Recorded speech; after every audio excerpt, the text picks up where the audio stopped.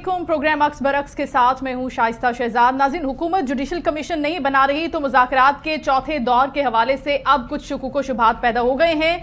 अब जो मीटिंग होनी है पाकिस्तान तहरीक इंसाफ और हुकूमत के माबैन मुज़ाकरात के ब्रेक थ्रू के हवाले से, वो महज एक कार्रवाई तक महदूद हो गई है। तीसरे दौर के बाद अब दोनों फरीकान के माबैन चौथा दौर 28 जनवरी को होना है। पीटीआई इस बात पर बजीद है कि अगर हुकूमत जुडिशल कमीशन नहीं बनाती तो फिर मुज़ाकरात का चौथा दौर नहीं होगा। आज उमर अयूब साहब ने मीडिया से गुफ्तगू में कहा है कि पीटीआई मुज़ाकराती कमेटी ने मुज़ाकरात के चौथे राउंड में शिरकत न करने का फैसला किया है। उन्होंने कहा है कि मुज़ाकरात के चौथे दौर से कबल जुडिशल कमीशन का क़याम जरूरी है और जब तक कमीशन का क़याम अमल में नहीं आता चौथे मुज़ाकराती राउंड में हम नहीं बैठेंगे। मुज़ाकराती कमेटी के दूसरे रुकन साहबजादा हामिद रजा साहब फरमाते हैं कि हम तो कोई रिलीफ मांग ही नहीं रहे, हम तो इंसाफ मांग रहे हैं। हुकूमती रहनुमाओं की जानिब से भी पीटीआई को सख्त तनकीद का निशाना बनाया जा रहा है। ये सिलसिला जारी है। ख्वाजा आसिफ ने जुडिशल कमीशन से मुतालिक बड़ी पेशकश की है और कहा है कि साल 2013 के इंतखाबात में 35 पंक्चर से लेकर फॉर्म 47 तक सबको जुडिशल कमीशन में कर ले। कमीशन में सब धरने भी आ जाएं, 9 मई भी आ जाए, 26 नवंबर भी आ जाए। हमें एतराज जुडिशल कमीशन पर नहीं है बल्कि उनकी हरकतों पर है। तो पीटीआई को चाहिए कि कमीशन के लिए तैयार हो जाए। तो अब दो सवाल जन्म ले रहे हैं। एक ये कि 28 जनवरी के बाद होगा क्या, और पाकिस्तान तहरीक इंसाफ के पास मुज़ाकरात के बाद क्या प्लान बी और सी मौजूद है। क्या पीटीआई दोबारा सड़कों पर आ जाएगी या फिर ऐवान के अंदर एहतजाज करती हुई नजर आएगी और पार्लियामेंटेरियन की जो सियासत है उसको वो मानेगी। दूसरी जानिब 28 फरवरी को ऑल पार्टीज कॉन्फ्रेंस पर भी गौर जारी है और साथ ही पीटीआई ने 8 फरवरी को एहतजाज का ऐलान भी कर रखा है। हुकूमत यौम तशक्कुर के तौर पर इसे मनाने का ऐलान कर चुकी है। इसी सारी सूरत हाल में आज हम अपने प्रोग्राम में बात भी करेंगे। मुअज़्ज़ज़ मेहमान भी हमारे साथ होंगे। पाकिस्तान तहरीक इंसाफ के सीनियर रहनुमा है सेनेटर हमायूं मोहम्मद साहब, उन्होंने वक्त दिया, उनका बहुत शुक्रिया। इसके अलावा कर्नल रिटायर्ड मोहम्मद मारूफ साहब हमें ज्वाइन कर चुके हैं। ये एडवाइजर हैं वजीर आजम आज़ाद कश्मीर सर के, और उनको भी वेलकम करते हैं। अस्सलाम वालेकुम सर, दोनों मेहमानों का बहुत शुक्रिया वक्त देने का। सर, आपसे आगाज करना चाहूंगी मोहम्मद साहब, आपसे गुफ्तगू अक्सर व पेशतर होती रहती है और ये जो मुज़ाकराती कमेटी का हम बात कर रहे थे पिछले कुछ दिनों से कि अब जब तहरीरी मुतालबात भी आ गए, जुडिशल कमीशन के हवाले से बात भी हो गई, अब अगर कमीशन नहीं बनाती हुकूमत, और लग भी यही रहा है जो हालात हैं और जिस तरह से कुछ बयानात सामने आ रहे हैं हुकूमती रहनुमाओं के, ताने दशने तो एक तरफ कर दें, प्रैक्टिकली अगर हम बात करें ग्राउंड्स के ऊपर कमीशन नहीं बनता तो सर मुज़ाकरात आगे नहीं बढ़ेंगे।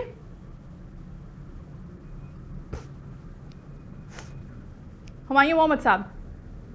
अच्छा, आप मुझसे बात करेंगे? जी सर, आपसे सवाल है। ठीक है। बिस्मिल्लाहिर्रहमानिर्रहीम। ये का नाबुदो या का नस्तईन। देखिए, इस तरह है कि सिंपल सी बात ये है, हमारे जो बेसिक मुतालबात थे शुरू से वो 4 थे।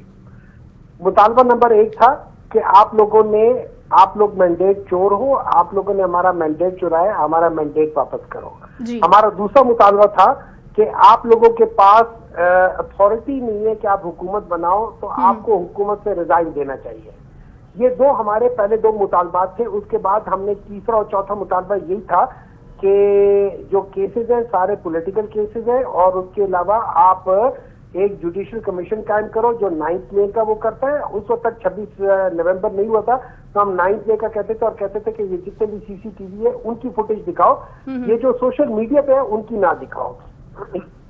लेकिन चूंकि पाकिस्तान, अब आप देखें, ये पहले 7-8 महीने गुजर गए हैं और इसमें जो इकोनॉमिक ग्रोथ है वो 1% भी नहीं है, 0.92% पे ग्रोथ हुई है। तो इसका मतलब है पाकिस्तान बहुत बुरी हालत में, और उसकी वजह यह है कि पाकिस्तान में पॉलिटिकल स्टेबिलिटी नहीं है। तो in the larger interest of the country हम लोगों ने कहा कि चलो ठीक है, ना चाहते हुए भी हम ये करते हैं कि हम अपने पहले 2 मुतालबात को फिलहाल जरा साइड पे रखते हैं, वो बाद में डिस्कस करेंगे। पहले पाकिस्तान की खातिर, पाकिस्तान में पॉलिटिकल स्टेबिलिटी लाने की खातिर हम आपसे बात कर लेते हैं। हालांकि हमारा मौकफ ये है कि आपके पास कोई पावर भी नहीं है, कुछ भी नहीं है, लेकिन चले, जब आप कहते हैं कि हमसे बात करो तो हम हमसे बात कर लेते हैं। अब उसके बाद हमारे 2 डिमांड है। डिमांड नंबर 1, जो पॉलिटिकल प्रिजनर्स हैं, और आपको पता है, सबको पता है, मतलब मुझे किसी को कहने की या किसी को वो नहीं है, आवाम खुद जानती है, ये सारे पॉलिटिकल केसेस हैं जो जिस लिहाज से ये बने हैं। हम कहते हैं इनको रिहा करो, हम ये नहीं कहते इनके केसेस खत्म करो जैसे आपने अपने केसेस खत्म किए, हम कहते हैं इनको सिर्फ रिहा कर दो। अब उनके केसेस जो है ना वो मेरिट पे डिसाइड करो, लेकिन उसके लिए एक आजाद इंडिपेंडेंट जुडिशल कमीशन कर लो, और 9 मई में जिन लोगों ने जो गलत काम किया उनको सजा दो, जिन्होंने नहीं किया उनको छोड़ दो। लेकिन बिला वजह लोगों को सजा ना दो। जब प्रूफ हो जाए तो सजा दे दो, जब प्रूफ नहीं होता सजा मत दो। ठीक। अब ये लोग कहते हैं कि जी इसमें केसेस में ये चूंकि ऑलरेडी सजाएं हो रही है, ऑलरेडी केस चल रहे हैं, तो वो तो अपनी जगह पे एक डिस्प्यूट है कि जो मिलिट्री कोर्ट है उसमें तो ये केसेस चल ही नहीं सकते, वो तो अपनी जगह पे डिस्प्यूट है। तो उस चीज के लिहाज से बिल्कुल कमीशन बन सकता है, क्योंकि वो जो मिलिट्री कोर्ट है they are disputed court for civilians, तो उसमें तो चलना ही नहीं चाहिए। अब उस लिहाज से ये कमीशन, और दूसरा ये है कि आप 26 नवंबर का कमीशन बना के देखें कि क्या वाकई लोगों के साथ जुल्म हुए, क्या वाकई लोगों को गोलियां लगी हैं, क्या वाकई लोगों की शहादतें हुई है, वो कमीशन कर ले। या हम प्रूफ सही हो जाएंगे या हम प्रूफ गलत हो जाएंगे। इधर वे देखिए, इधर वे पॉइंट ये है जो बेसिक पॉइंट है, जब तक आप ये पॉलिटिकल प्रिजनर्स का या पॉलिटिकल केसेस को खत्म नहीं करेंगे पाकिस्तान में स्टेबिलिटी नहीं आएगी। जब तक आप इन किस्म की हरकतें करेंगे पाकिस्तान में स्टेबिलिटी नहीं आएगी। तो let's for the sake of Pakistan हम लोग एक स्टेबिलिटी लाने के लिए इकट्ठे हो जाते हैं। ये पाकिस्तान तहरीक इंसाफ का मौक़िफ़ है। अगर वो लोग ये नहीं करना चाहते, ना करें, नुकसान उनका है। वो हर दिन के साथ अपने बोझ के नीचे दबते चले जा रहे। उन्होंने 3.5 GDP ग्रोथ बताई थी, 7 महीनों में 8 महीनों में उन्होंने 1% भी नहीं शो की। आगे क्या 4 महीनों में 5 महीनों में क्या खाक शो करेंगे? बिल्कुल ठीक है। अच्छा ठीक है, आप मोहम्मद साहब का पॉइंट आ गया। मोहम्मद मारूफ साहब, आपसे सवाल ये है कि अगर अब जुडिशल कमीशन की तश्कील नहीं होती, और पाकिस्तान तहरीक इंसाफ ने पहले वाज़ेह तौर पर कह दिया था इस कमेटी में बैठने से पहले कि अगर कमीशन नहीं बनता तो फिर ये सफ़र यहीं पर ख़त्म हो जाएगा, आगे नहीं बढ़ेगा मुज़ाकराती प्रोसेस।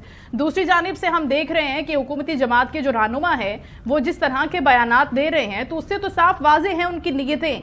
तो आपको लगता नहीं है कि अगर ये सियासी केसेस कायम किए गए हैं और इस तरीके से पॉलिटिकल इंस्टेबिलिटी का शिकार होकर पाकिस्तान पीछे जा रहा है, तो गवर्नमेंट एक बड़े रोल पर, बड़े कैनवस पर अपने आप को ऊंची जगह पर रखते हुए अपना वो किरदार अदा करे जो इस वक्त पाकिस्तान डिजर्व करता है, अपनी तमाम की तमाम इख्तलाफात को, दुश्मनियों को, सियासी ज़ाहिर जो होती हैं उनको बलाए ताक रखते हुए आगे बढ़कर ये बाबर कराए कि हम हैं पाकिस्तान के खैर खा, हम करेंगे वो तमाम चीज़ें जो पहले पाकिस्तान की पॉलिटिकल पार्टी ने आज तक तारीख में नहीं की। क्या ये करना बहुत मुश्किल है सर?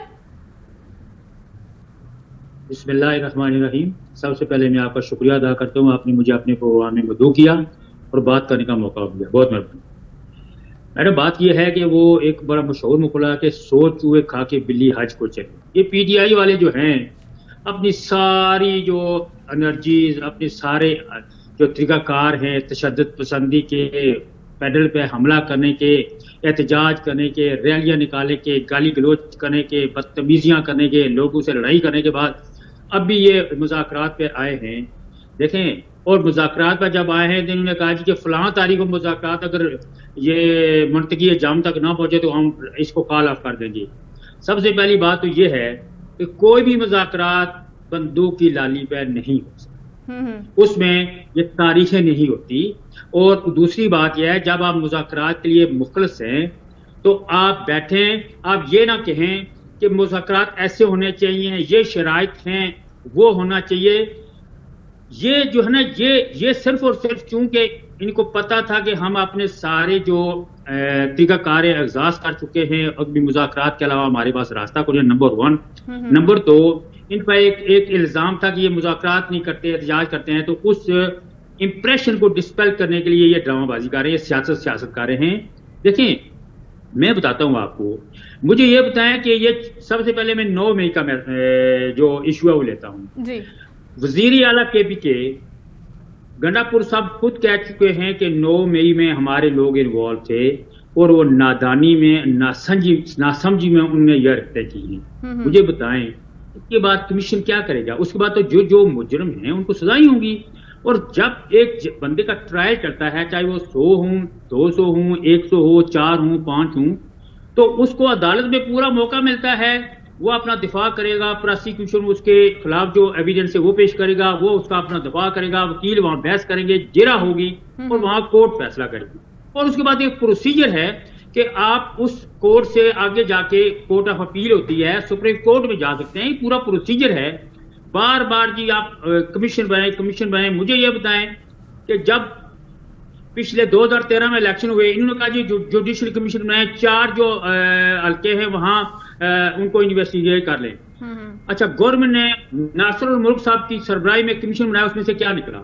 इनका तरीकाकार यही होता है कि जो एक्चुअली अटेंशन है, जो इश्यूज हैं, उनसे डाइवर्ट करने के लिए, लोगों की और तवज्जो हटाने के लिए ये काम कमीशन बनाओ जी, ये कर दो जी, वो कर दो जी।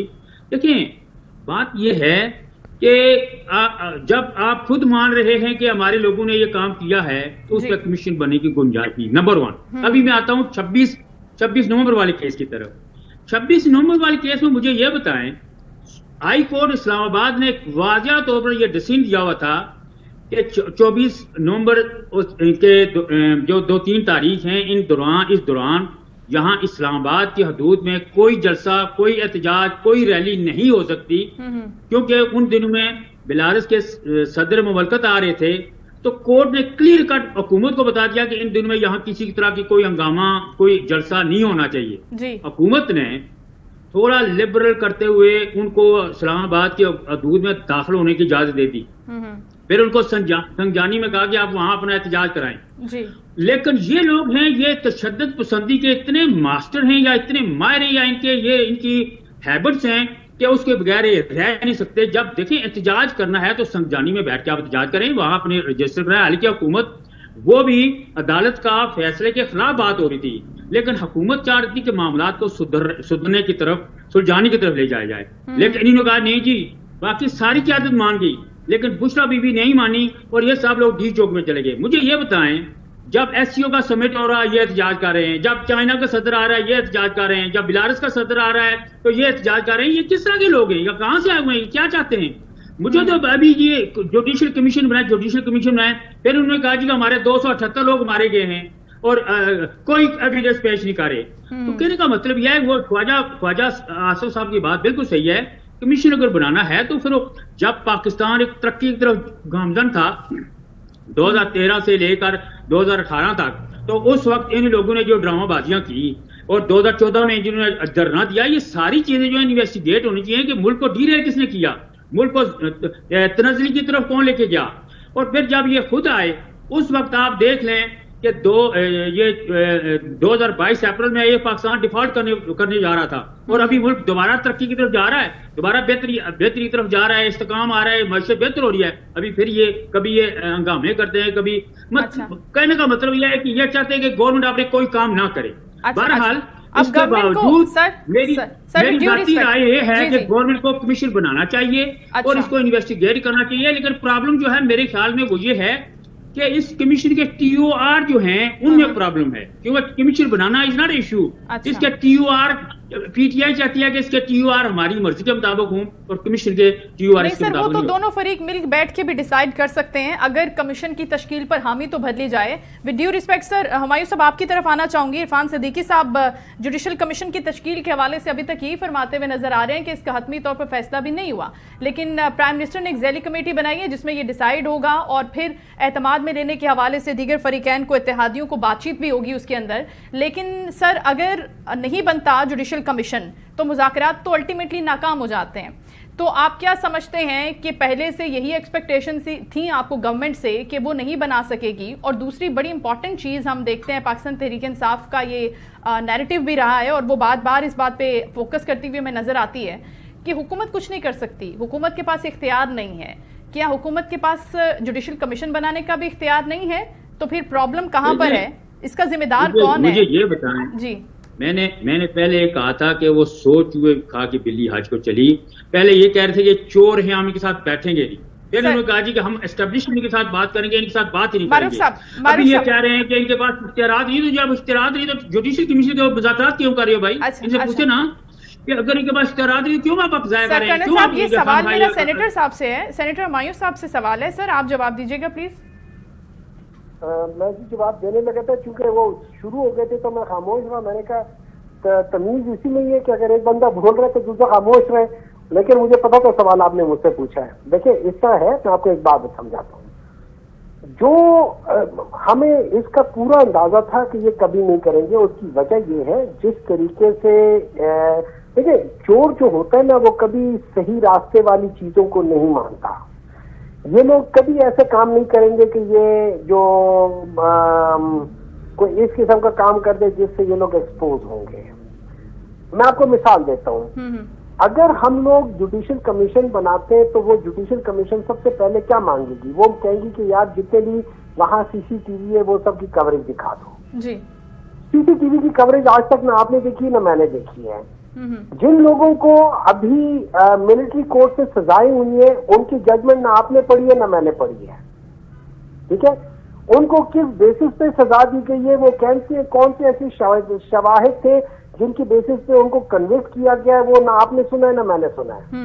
मतलब इस किस्म की चीजों को वैलिडेट करना या इन चीजों की तरीके से करने को, इसको आप ना जमहूरियत कहते हैं इसको। और यही वजह है कि जो इकोनॉमिक इंटेलिजेंस यूनिट है जो कि डेमोक्रेटिक इंडेक्स को गेज करती है, उसने आज की हुकूमत को मुशर्रफ की हुकूमत से ज्यादा डिक्टेटोरियल बनाया है, अथॉरिटेरियन बनाया हुआ है।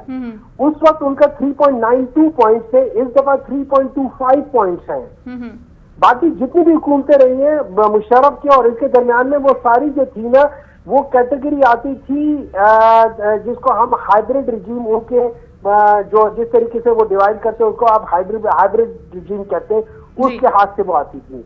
तो इस दफा तो अभी जो हुकूमत है इसको तो उन्होंने साफ कह दिया कि ये डिक्टेटोरियल है या अथॉरिटेरियन है, इनके अंदर डेमोक्रेटिक वैल्यूज है ही नहीं। अब ये लोग जब कहते हैं ना कि जी आप लोग क्या कह सकते हैं, जुडिशियल कमीशन बनाए और 2013 से बनाए, बिल्कुल जुडिशियल कमीशन बनाए, आप 2013 से बनाए। आप जो सुप्रीम कोर्ट के ऊपर हमला हुआ था उसको भी आप देखें, आप हर चीज को देखें, आप 1990 को देखें, आईजीआई से किसने पैसे लिए थे, आईजीआई ने किससे पैसे लेते हैं।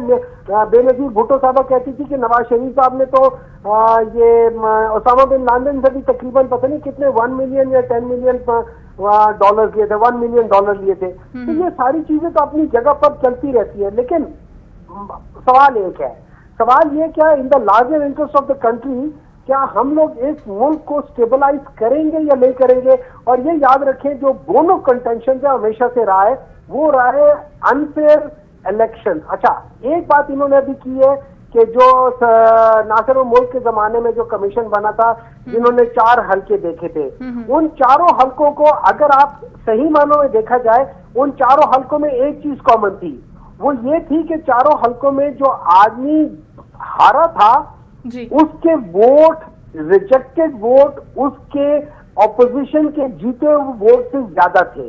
अच्छा, ये चारों हल्कों में एक ही चीज हुई थी और उसमें ये कहा गया था कि इनमें इर्रेगुलरिटीज हैं, लेकिन उसमें एक जो वो कह रहे थे कि जी इनमें एक वो नहीं होता मुनज़्ज़म धांधली के कोई शवाहिद नहीं है। मेरी नजर में अगर एक ही तरह की वो इर्रेगुलरिटीज चारों हल्कों में है तो वो तो एक मुनज़्ज़म तरीका हो गया ना कि आप किस तरीके से हराएंगे। तो वो तो उनके जजमेंट के मेरे लिहाज से तो उस जजमेंट में अगर आप देखा जाए तो वो तो साफ बता रहा है कि इन सब का तरीका, और इस दफा भी इन्होंने यही किया है। इन लोगों ने इस दफा भी वही काम किया है कि जो हार रहा है पीएमएलएन वाला, उन्होंने पीटीआई के वोट्स जो थे, जो पहली दफा काउंट में अगर 500 वोट कैंसिल किए थे तो सेकंड काउंट में 25,000 वोट कैंसिल कर दिए हैं। कैन यू इमेजिन दैट कि 500 की बजाय 25,000 आप कैंसिल कर दो और अगले को 5,000 से जिता दो या 2,000 से जिता दो। देखिए, ये सारी चीजें तो अगर आपने जेन्युइनली, अगर आप कंसर्न है इस मुल्क के लिए, जो कि हमें पता है आप नहीं है क्योंकि आपने हमेशा इस मुल्क से पैसा खा के मुल्क से बाहर भागे हैं, तो बेहतर यह है कि इस मुल्क के जो है ना उसके लिए हम सारे मिलके थोड़ी सी कुर्बानी दें। हम ये जो एक दूसरे के ऊपर केसेस कर रहे हैं, और ये स्टार्ट आप लोगों ने के पॉलिटिकल केसेस, ये वही सैफुर रहमान के जो तरीका था वही आप लोग कर रहे हैं। आपने हर गलत काम के आप मुअज्जद हैं इस मुल्क में, तो इन चीजों को खत्म करें और मुल्क के लिए बैठकर आके बात करें। और बेस्ट तरीके ये होगा कि 6 महीने, 8 महीने, साल में इलेक्शन कमीशन को रिवैम्प करें, उसमें ऐसा सिस्टम लेकर आए कि जो कि फ्री, फेयर, ट्रांसपेरेंट इलेक्शन करा सकता हो। उसके बाद हम दोबारा इलेक्शन कराएं। हुमायूं साहब, ये विद ड्यू रिस्पेक्ट, ये बात तो खान साहब ने भी की थी, आपके इल्म में होगा कि बात हो रही थी इलेक्शन रिफॉर्म्स के हवाले से, और खान साहब ने ये बताया था उस वक्त कि ये हम इलेक्शन के अंदर रिफॉर्म्स करेंगे, पुलिस रिफॉर्म्स की बात की, बहुत सी बातें की जाहिर है जो उन्होंने अपने इलेक्शन में इस्तेमाल की थी, और लोग बड़ा इंस्पायर भी हुए थे खान साहब के उन तमाम तर स्लोगन से और जितनी भी चीज़ें उन्होंने बोला कि वो करेंगे मुल्क के अंदर। लेकिन वो उन्हीं चीज़ों का शिकार हो गए जो उन्होंने नहीं की, जिन पर उन्होंने तवज्जो नहीं दी, उन्हीं तमाम चीज़ों का शिकार होकर उनकी हुकूमत ख़त्म हो गई। अब आगे पाकिस्तान तहरीक इंसाफ के पास क्या ऑप्शंस बचते हैं, क्या रास्ते बचते हैं? मुज़ाकराती प्रोसेस में आप बैठ गए, सड़कों पर निकलकर आपने देख लिया, फिर हालत क्या होती है? 26 नवंबर वाला मामला हो जाता है सारे का सारा, फिर वो लेने के देने पड़ जाते हैं, सिविल नाफरमानी के ऊपर ऑलरेडी बात चल रही है। तो सर हुमायूं साहब, क्या अब एक वाहिद रास्ता बचता है जो आपको लगता है कि बड़ा पावरफुल हो सकता है? किस प्लेटफॉर्म पर, किस तरीके से, क्या लाएमल इख्तियार करेगी पाकिस्तान तहरीक इंसाफ अगर यहाँ से भी कोई मुस्बत नतीजा नहीं निकलता अब आने वाले दिनों में? देखिए, अगर फर्ज करें, मैं एक मेरे लिहाज से अगर आप मुझसे पूछे, मैं तो ये कहता हूँ कि अगर ये मुतालबा या ये जो मुज़ाकरात है ये कामयाब नहीं होते तो आप ट्रस्ट मी, ये गवर्नमेंट नहीं चल पाएगी। सिंपल इसलिए नहीं चल पाएगी, मेरा ये ख्याल है कि लोग इस वक्त इस हालत में आ गए हैं कि उनको ये सारी बातें एक्सपोज हो रही हैं। आप पब्लिक में एक दफा निकल के देखें, आपको पता चल जाएगा कि पब्लिक के सेंटिमेंट्स क्या हैं। मेरे छोड़ दे, पीटीआई वालों को छोड़ दे, अच्छा, जनरल पब्लिक के सेंटिमेंट्स क्या हैं। आप जाके देख लें कि जनरल पब्लिक गांव में हर जगह पे जाके देखें, 8 फरवरी को जो हुआ था वो सब चीजों के बावजूद हुआ था कि जो इन्होंने रोड़े अटकाए थे उसके बावजूद हुआ था। जी जी। आज उससे ज्यादा पॉपुलर हो गई है पीटीआई। आज 8 फरवरी से ज्यादा पॉपुलर हो गई है पीटीआई। अब अगर लोग फर्ज करें सिविल डिसोबीडियंस की बजाय लोग काम करना छोड़ दें, क्या हम नहीं काम करते? मेरा फर्ज करें, मेरी एक फैक्ट्री है, मैं बंद कर देता हूं, मैं कहता हूं मैं नहीं करता। कितने लोग उसमें से वो हो जाएंगे? मैं अफोर्ड कर सकता हूं, मैं 6 महीने तक मैं फैक्ट्री ना भी चलाऊं तो मेरे पास और पैसे 10 जगहों पे रखे होंगे, क्या कर लेंगे? अगर फर्ज करें लोग कहें कि हम अपनी ये कम्युनिकेशन वाली जो प्राइवेट चीजें हैं, बसें हैं, इधर उधर है, वो नहीं चलाते, क्या कर लेंगे लोग? आप किसी को मजबूर तो नहीं कर सकते ना कि तुम अपना प्राइवेट ये सिस्टम चलाओ। फर्ज करें लोग इतने तंग आए हो को इस किस्म की चीजें कर लें, सिविल डिसोबीडियंस ना भी हो, हम कोई करे ना, कोई वो जैसे ना शटर डाउन वो चीज कर ले। फर्ज करें हर छोटी बड़ी सड़क में 50, 60, 100 बंदा अपने ही इलाके में जाके बाहर बैठ जाए, या अपने घर के बाहर वाली सड़क पे हम 50 बंदे जमा होके एक सड़क पे जाके बैठ जाए, और इस तरह की हर शहर में 50, 60, 70, 80 जगहों पे 100, 200 बंदा बैठ जाए, आपका पूरा का पूरा पाकिस्तान पैरालाइज हो जाएगा। और हम खामोशी से बैठ जाए, एक दूसरे का हाथ पकड़ के बैठ जाए। लेकिन आपको लगता है कि जिस तरह से आप ये बात कर रहे हैं, ठीक है, ये सिविल डिसोबीडियंस है लेकिन एक मेगा लेवल पर है, और आप कह रहे हैं कि ये किसी ने अहकामात नहीं देने, पीटीआई वालों ने ये अहकामात नहीं देने लोगों को, लोगों ने खुद ही करना है ये सब कुछ। लेकिन मुझे ऐसा लगता है, जहां तक हमने देखा है और जहां तक हमने मीडिया को प्रैक्टिकली भी अपनी आंखों से हमने देखा है इन तमाम तर चीज़ों को होते हुए, यहाँ पर वो पावर जो है वो लोगों के पास नहीं है, उनको पावरलेस कर दिया जाता है। आपको लगता है कि कराची की सड़कों पर लोग निकल सकते हैं या इस्लामाबाद की सड़कों पर लोग निकल सकते हैं और उनको निकलने दिया जाएगा भी? देखिए, सड़कों पर निकलने का मतलब ये हरगिज नहीं है कि आप जाके रेड क्या कह सकते हो कि मेरी नजर में कि आप उधर जाके डी चौक में या रेड जोन में या इस तरह की जगह पे जाएं या मेजर हो जाएं। आप जितने भी छोटे मोटे स्ट्रीट्स हैं, छोटी मोटी सड़कें हैं, जो भी है दरमियानी है, सब जगह पे जाके बैठ जाए। मतलब लेट्स से अगर मैं मिसाल देता हूँ, अगर इस्लामाबाद में है F7 में 6 जगहों पे 4 सेक्टर है, F7 के अंदर 1, 2, 3, 4, हर एक के 50 बंदे एक जगह पे बैठ जाए, 50 कहीं और बैठ जाए, 50-100 कहीं और बैठ जाए, 50-100 कहीं और बैठ जाए। इस तरीके से आपके जितने सेक्टर हैं, हर एक सेक्टर में जो सब सेक्टर है उसमें 4 जगहों पे आके 50-50 बंदा, मतलब हर एक सेक्टर में से कोई 200 बंदा हो जाएगा। ये कर आके आपको 5000 बंदा पूरे इस्लामाबाद को जैम कर देगा, 10,000 बंदा पूरे इस्लामाबाद को जैम कर देगा। इसी तरह पिंडी के 4-5 जगहों पे निकल आए, वो सारा हो जाएगा। इसी तरह लाहौर में हो जाएगा, गुजरांवाला हो जाएगा, हर जगह हो जाएगा। आपको ज्यादा लोग तो नहीं चाहिए।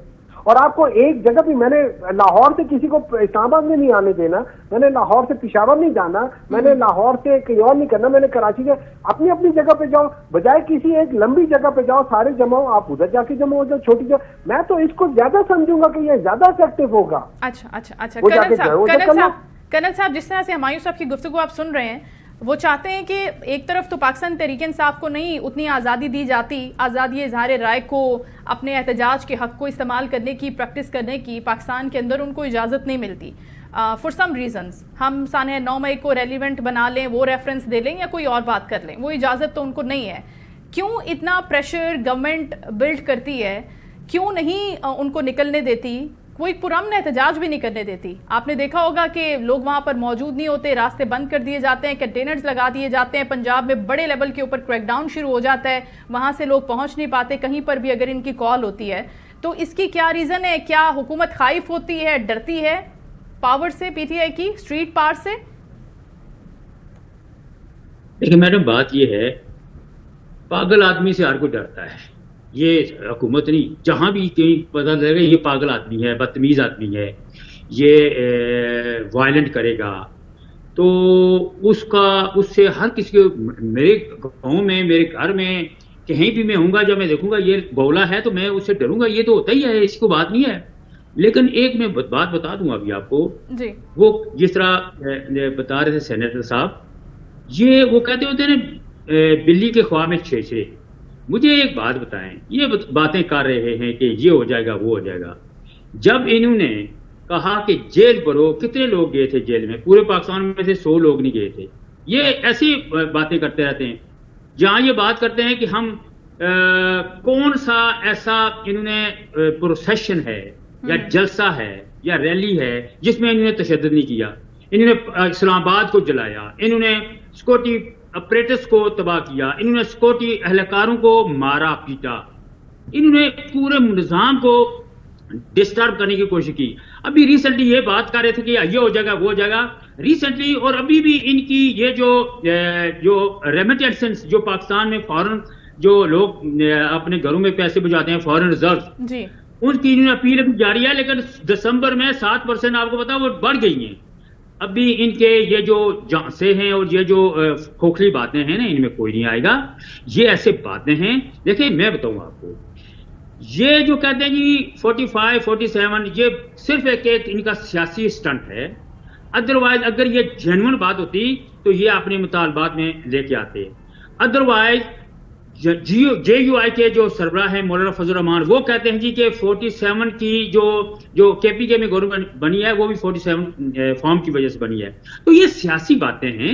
अमली तौर पर देखें, मैं बताऊं आपको, इमरान खान जब से कैद हैं, जब से उधर अदालत जेल में बंद हैं, देखें पाकिस्तान तरक्की कर रहा है। पाकिस्तान में इस वक्त हालत यह है कि फॉरेन रिजर्व बढ़ गए हैं, इंटरेस्ट रेट जो है वो 10% कम आ गया है, क्रेडिट रेटिंग 2 दफा बढ़ी है आपकी, इन्फ्लेशन जो है वो 4.5 और 5 पे आ गया। स्टॉक मार्केट कहां से कहां चली गई है, सी पैक चल पड़ा है। वर्ल्ड बैंक ने 20 बिलियन का भी लोन सैंक्शन किया है। और हर जगह अभी जितनी भी हमारी क्रेडिट जो लैंडिंग एजेंसीज हैं वो पाकिस्तान को अभी, और आज वजीर खारजा बता रहे थे, वजीर खजाना बता रहे थे कि मिडिल ईस्ट की 2 बैंक जो है हमें $1 बिलियन और डॉलर जो है वो दे रहे हैं। अच्छा। कहने का मतलब है इस वक्त देखें पंजाब में रोज कहीं ना कहीं लैपटॉप दिए जा रहे हैं, कहीं जनाब उनको चेक दिए जा रहे हैं, कहीं उनको कार्ड दिए जा रहे हैं। मरियम साहबा बिल्कुल ऐसी है। तो पाकिस्तान में जो तरक्की का पहिया जाम हो चुका था वो चल पड़ा है। लोग तो अभी खुश हैं, लोगों को भी ये काम कर रहे हैं, इनसे लोगों को कोई गर्ज नहीं है, ना इनकी बातों में आने वाले हैं लोग। पहले उस वक्त इन्होंने एक झूठा बयानिया बनाया, ये नया पाकिस्तान और पता नहीं क्या क्या लोगों को बताया, और वो सब जो झूठे दावे निकले, उस 3-3.5 साल में पाकिस्तान जो है वो ज़वाल की तरफ गया, मैशत तबाह हो गई, इंफ्रास्ट्रक्चर तबाह हो गया, अदारे तबाह हो गए, और हर लिहाज से पाकिस्तान में जो है ना वो आपकी फॉरेन जो पॉलिसी है वो तबाह हो गई, सी पैक जाम हो गया। अभी वो दोबारा चीजें चल पड़ी हैं। अभी लोगों को समझ लग गई है कि ये खामखा एक फैबुलस किस्म का लीडर है, जिसको ये लीडर कहते हैं। हम तो नहीं मानते, लेकिन ये है कि वो झूठे दावे, गलत अदादो शुमार पेश करके लोगों को झूठ बोल के बात करते हैं। अभी पेश कर रहे हैं अदादो शुमार, वो बिल्कुल एक्यूरेट हैं। हुमायूं साहब, आपने पूरी गुफ्तगू कर्नल साहब की सुनी। पाकिस्तान लग ही नहीं रहा उनकी बातों से।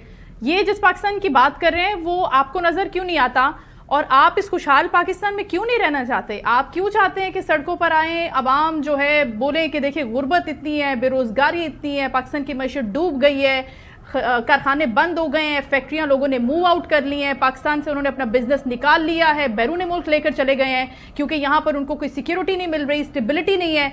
वो जिसकी हम बात करते हैं और जिस पाकिस्तान की ये बात कर रहे हैं, किस पाकिस्तान में रहना चाहते हैं आप हुमायूं साहब, और क्यों नहीं रहना चाहते आप कर्नल साहब जो बता रहे हैं उस पूरी सिचुएशन के अंदर?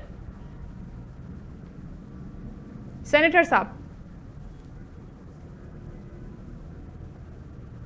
सेनेटर हुमायूं साहब। हेलो, हाँ जी, अच्छा, हाँ जी, सॉरी।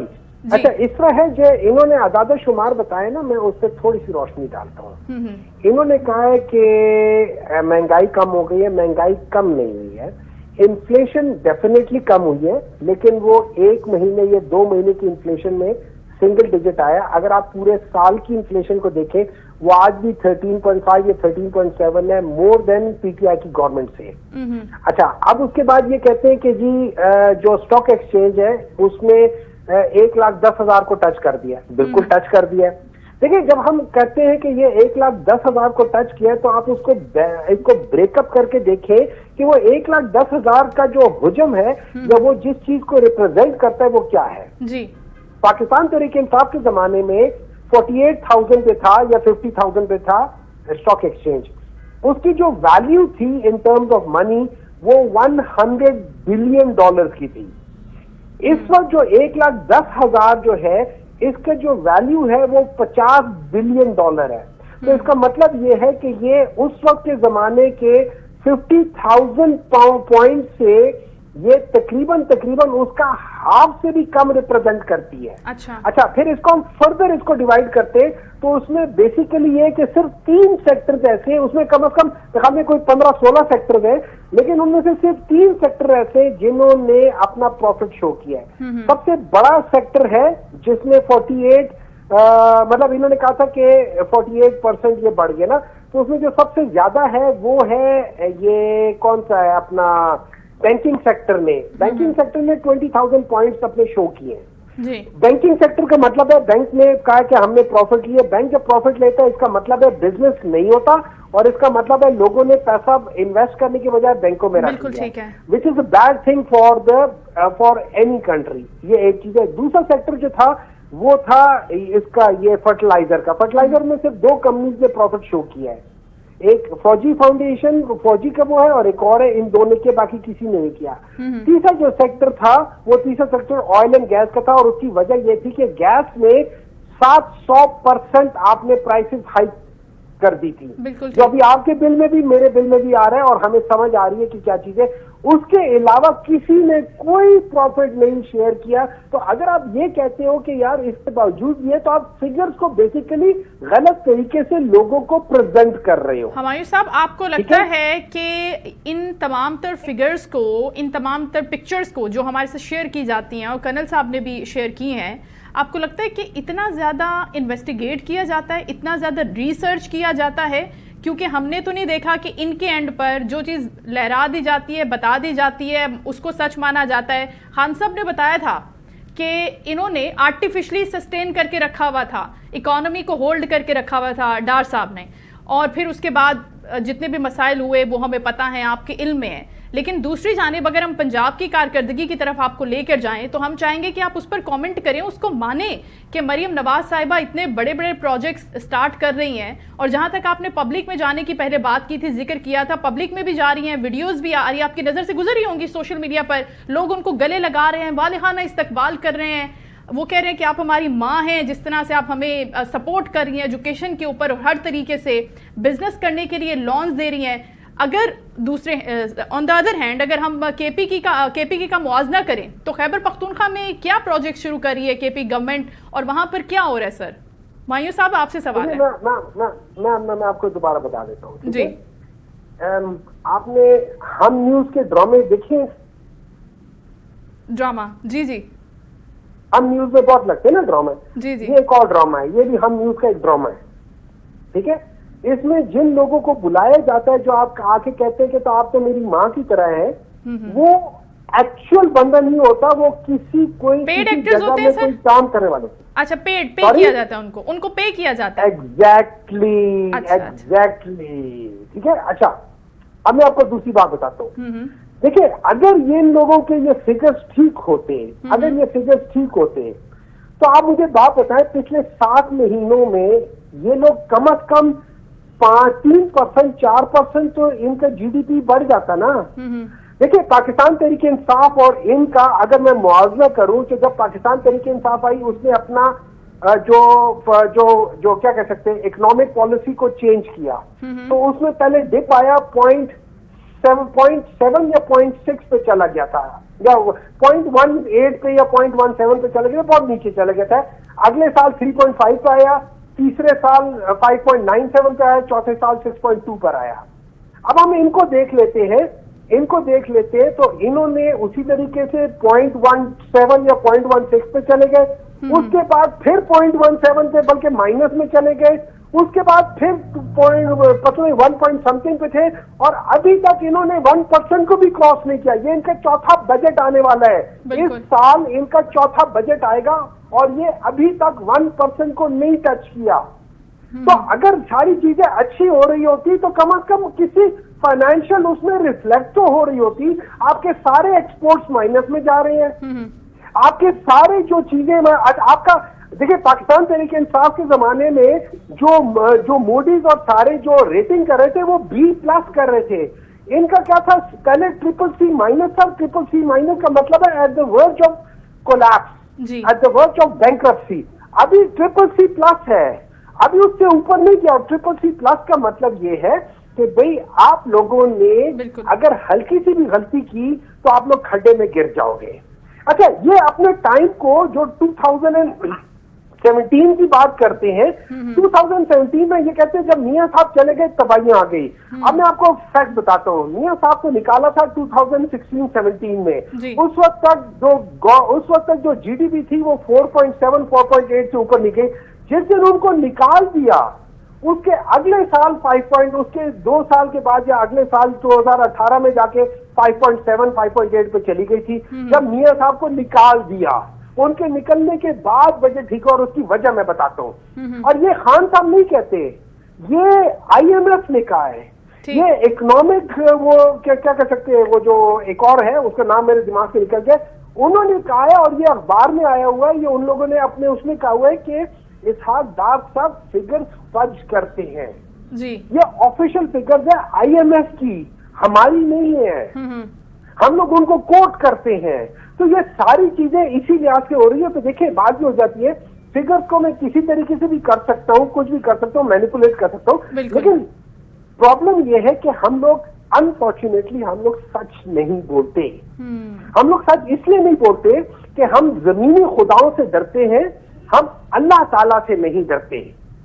हम जमीनी खुदाओं को खुश करने में अल्लाह ताला को नाराज कर रहे होते हैं, लेकिन हमें उसकी फिक्र नहीं है, क्योंकि हमने लेना है जमीनी खुदाओं से। हम इस बात पे यकीन नहीं रखते कि अल्लाह ताला हमें देने वाला है। बिल्कुल, यहाँ ये मसला है। हर जगह पाकिस्तान का बेसिक मसला ये है कि हम झूठ बोलते हैं, और झूठ हर गुनाह की, हर गलत काम की जड़ है, और कोशिश करते हैं कि सच को जितना छुपा सकें उतना हमारे फायदे में इस्तेमाल हो जाएगा। बहुत शुक्रिया सेनेटर हुमायूं मोहम्मद साहब, आपके कीमती वक्त का। कर्नल रिटायर्ड मोहम्मद मारूफ साहब, आपके वक्त का भी बहुत शुक्रिया। नाज़रीन, गुफ्तगू आपने सुनी, दोनों मौजूद मेहमानों की गुफ्तगू कर रहे थे निगोसिएशन के प्रोसेस के हवाले से और पाकिस्तानी इकॉनमी के हवाले से। आने वाले वक्त में क्या होगा, अगली बैठक में किस तरीके से इन तमाम मुतालबात को रखा जाएगा, या फिर हुकूमत इसके ऊपर क्या स्टैंड रखती है, आने वाले दिनों में ये बात वाज़ेह हो जाएगी। शो का वक्त खत्म हो, अपना ख्याल रखिएगा। इंशाल्लाह कल आपसे दोबारा मुलाकात होगी। अल्लाह हाफ़िज़।